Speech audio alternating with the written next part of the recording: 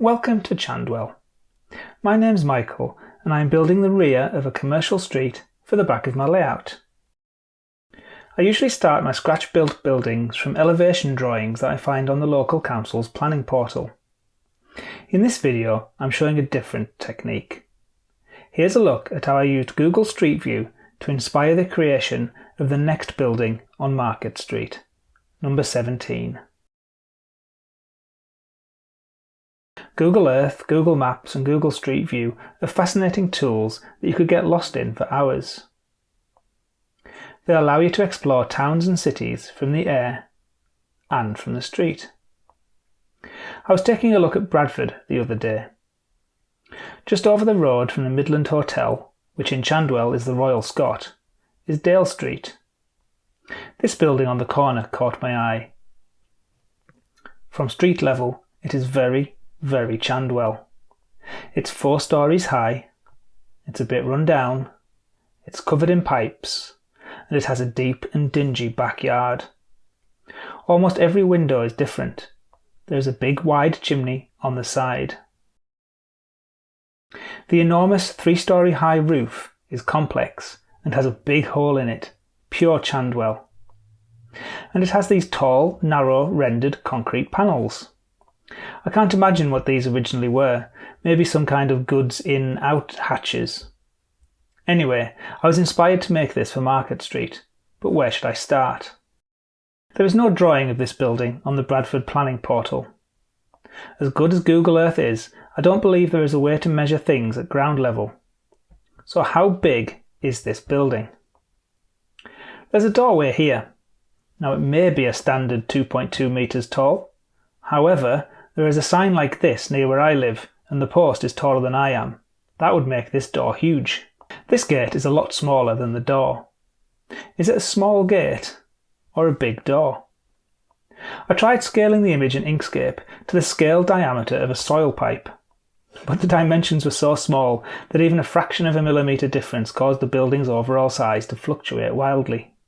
I could look at the bricks, but this building is made of stone. I'm pretty sure that these stones aren't normal brick size. I needed another way, and the solution was next door. Let's say that these windows on 21 Market Street are the same height as the ones on our building. It's a start. On 21 Market Street, these windows are 14.796 millimetres tall. Looking at our building in Street View, there are 23 rows of stone in the height of this window. So that means that each row of stones is going to be 0.643 millimetres tall. From that, I can work out the height and spacing of all the windows. With this one piece of information, I used Inkscape to lay out the building's face.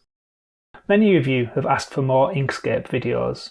I decided for this building to record the entire Inkscape process from start to finish. I've linked to that video at the end of this one. It's not for everyone, it's the best part of 2 hours long, but I hope that it is of some use to you, so watch it if you're interested. From the design, I followed the usual process. Cereal packet mock-up. This chimney really doesn't work, and I think I need to adjust the pitch of the roof. It's a low relief building, so the pitch is a bit steeper than it otherwise would be, but it still needs to look realistic beside number 21. Once adjusted, I printed a sticky label and stuck it to card, which left a kit of parts. Scale scene's texture gets stuck to the outer layer, and then wrapped around the tall apertures. Concrete texture is stuck to the next layer down, and the first layer is stuck to the second. The edges go on next. I designed a chimney for the edge, but I forgot to incorporate it into the texture cover layer. So instead of printing it again, I just cut it off, and I'll do the chimneys a different way. Oops, another mistake. I think talking through the Inkscape process for my video was a bit of a distraction. I forgot to account for the width of the building front when making the texture wrap. I could add an external chimney like this one that I used on the hotel, or I could just wrap it around the edge of my desk and cut it off. I wanted to represent really old, frayed, damp net curtains at some windows, and to make others look like they were papered over by damp, yellowing, peeling paper. I've never tried this before, but I stuck toilet paper over some of the windows with PVA. I then used a basic set of watercolour paints to colour and wrinkle the toilet paper. It seemed to work. I got a bit carried away and I tried to add colour to the window frames. I may have gone too far on this model, but it is a technique that seems to work well, and I'll try it again next time. Once the painted toilet paper was dry, I teased it apart with a crochet hook. As an effect, I think it's worked okay. It looks less like frayed net curtains and more like a spooky haunted house in a cheesy horror movie. But I'm pleased with it overall. So if you want to watch me start from nothing and finish with the parts that made this model, then here's the video for you.